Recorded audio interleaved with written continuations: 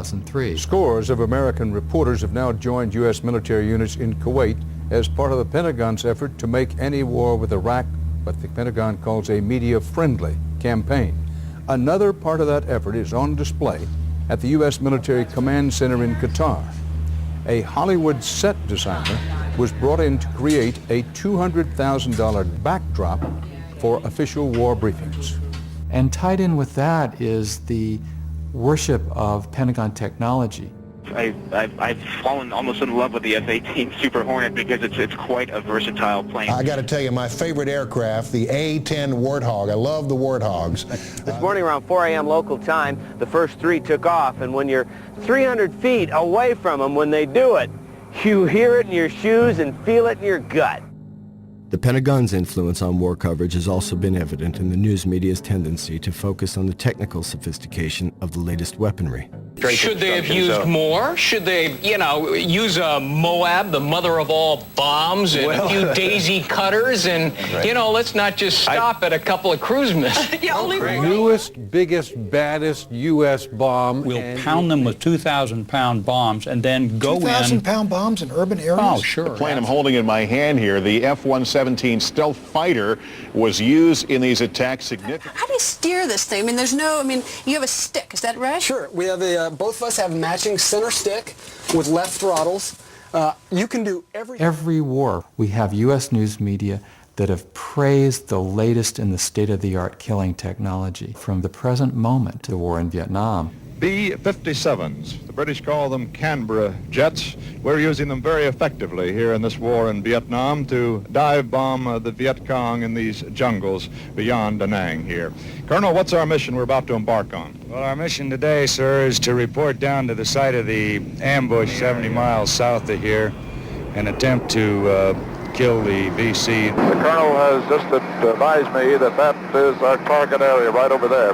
1, 2, 3, 4, we dropped our bombs, and now a tremendous G-load as we pull out of that dive. Oh, I know something of what those astronauts must go through.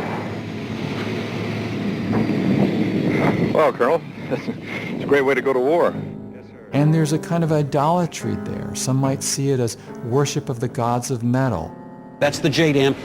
It is a 2,000-pound bomb that is deadly accurate, and that is the thing that is allowed us in Afghanistan and will allow us in this next conflict to be terribly accurate, terribly precise, and terribly destructive. In fact, even as U.S. military technology has become increasingly sophisticated with the development of so-called smart bombs and other forms of precision-guided weaponry, civilian casualties now greatly outnumber military deaths.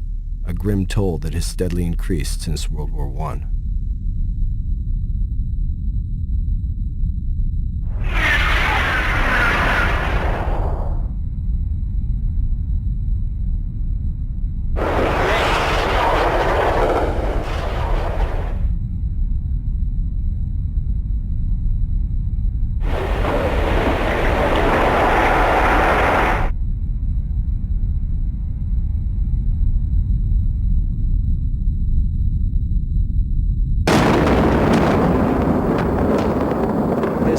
The beginning of the shock and awe campaign. According to one official, this is going to be the entire 9 yards. It was a breathtaking display of firepower. There's kind of an acculturated callousness towards what happens at the other end of U.S. weapons. Behind the flight deck, the weapons officer, who goes by the call sign Oasis, will never see the ground or the target for that matter.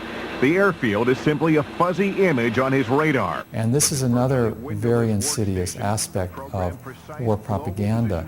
There's a bias involved where, because the United States has access to high-tech military weaponry, that somehow to slaughter people from 30,000 feet in the air or 1,000 feet in the air from high-tech machinery is somehow moral, whereas strapping on a suicide belt and blowing people up is seen as the exact opposite. The targeting capabilities and the care that goes into targeting to see that the precise targets are struck and that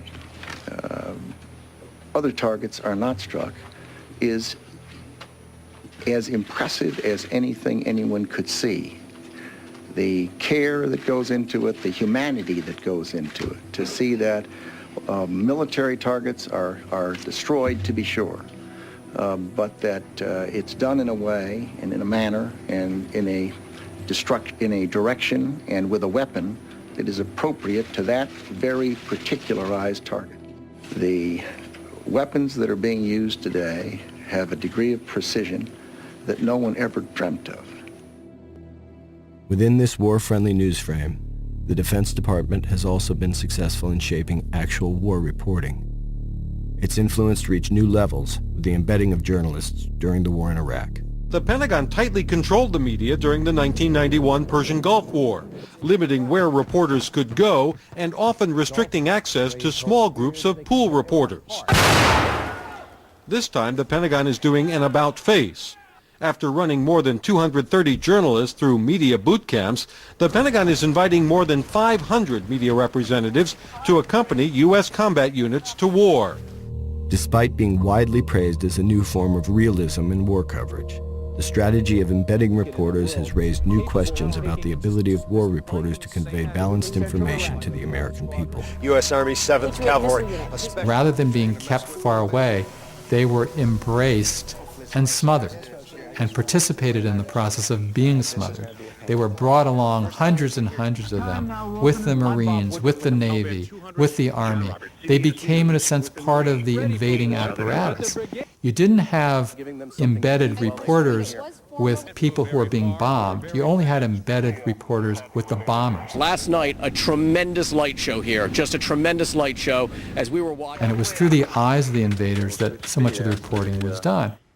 It was a gradual process of getting to know and trust each other, and for them, trusting me was knowing I would not blow their objective and get us all shelled with artillery. People who were correspondents for the major U.S. TV networks would express in no uncertain terms that they had been bonding very closely with the U.S. soldiers. We have a number of correspondents in bed with our troops across the region. Some very deeply embedded in a personal way with the Marine that he's traveling with. But he does remind... And you had correspondents saying that, I would do virtually anything for them, they would do anything for me. There's all this camaraderie. We had guys around us with guns, and they were intent on keeping us alive because they said, you guys are making us stars back home, so we need to protect you. That's very nice, except it has nothing to do with independent journalism, which we never need more than in times of war.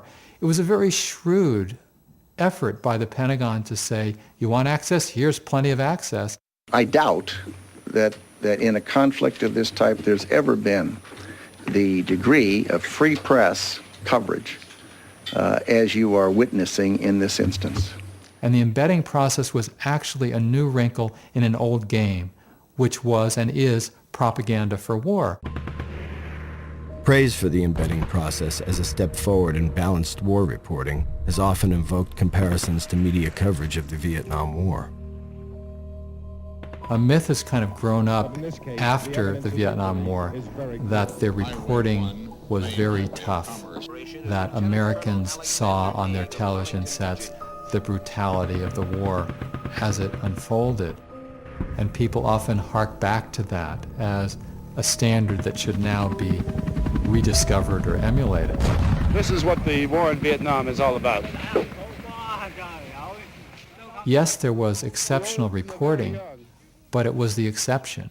And so you had the Zippo lighters being used by the GIs burning down the huts of a village that Morley Safer on CBS reported. Well, people mentioned that actually because it was unusual. And in point of fact, very little about the tremendous violence in that war was conveyed through the television set, especially when the U.S. government is responsible for the human suffering. That is in a way the most taboo, to show in detail, in graphic human detail, what's involved when bombs, missiles, mortars paid for by U.S. taxpayers do what they're designed to do, which is to kill and to maim.